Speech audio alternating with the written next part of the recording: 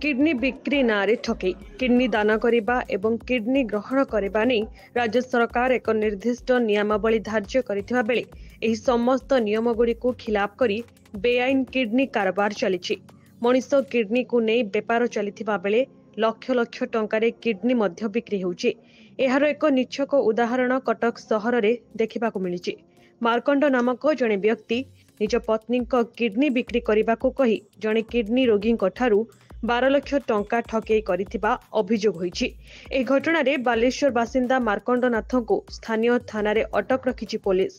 तेबे तदंत बेले किडनी देवा पई टंका नेइथिबा कथा स्वीकार करिछि अभियुक्त। ए घटना रे 2 जन को अटक रखिछि पुलिस।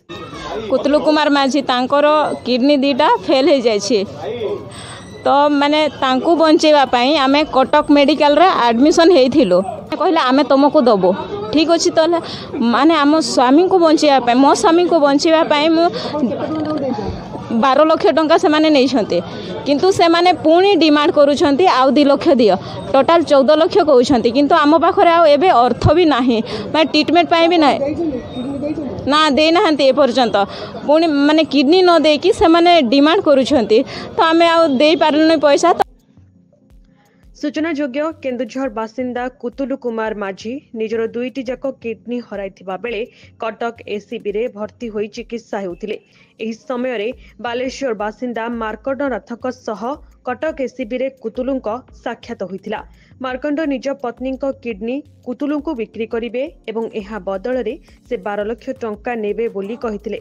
हेले गत मे मास 12 तारिख रे उभय पक्षों मध्य नोटारी रे एक चुक्ति पत्र स्वाक्षरित होइथिला किंतु टंका नेबा परे मार्कंड फेरार होई जाइथिले। मार्कंड नाथ कोन पा अटक रखिछन लोक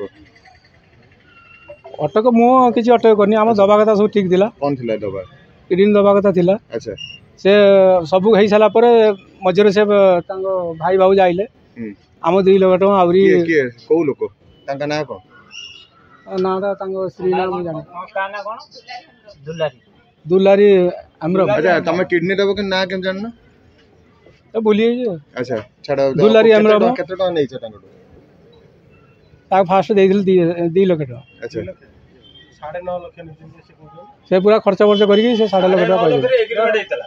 अच्छा से जदी कहउजनी आमे किडनी दवा पे राजी होछु हम देइ देबो। किडनी कोड रे आपन निजन ना जा नार मो स्त्री नार थिला। अच्छा से दवा कथा हम देइ टोटल नै छ वर्तमान केते पैसा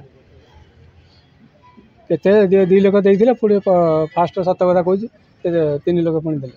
अच्छा 5 लाख नै छ पुरा क्या कहला 2 लाख देछन तापर किडनी कथा कोन हला किडनी से आम 2 लाख जिमि कोइनु पछर कला आमे देइ परिबन। अन्यपटे अनेक खोजाखोजी पर मार्कंड राणीहाट अंचल एक घर भड़ा नहीं रहुथबा जानिबाकु पाइथिले कुतुलुंक परिवार लोके। पर स्थानीय साही मुरबींक सह जोगाजोग करी अभियुक्त एवं तांको स्त्री को काबू करथिले। पर उभयंकु पुलिस जिमा दिया जायथिला। तेबे एहा पछरे एक बड़ धरणर किडनी रैकेट काम करुथबा अभियोग करिसंती स्थानीय लोके।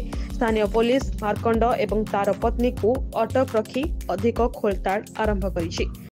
मामला आसला आम मंगलाबाग पुलिस स्टेशन रे जो कंप्लेनेंट अच्छा से अभियोग करथिले तांकर आगरू गोटे बुझामणा होता जनक व्यक्ति सहित जेहेतु से किडनी रोग रे आक्रांत किडनी ट्रांसप्लांटेशन बुझामणा होता जनक व्यक्ति सहित किंतु एवं किसी आर्थिक कारबार भी होता।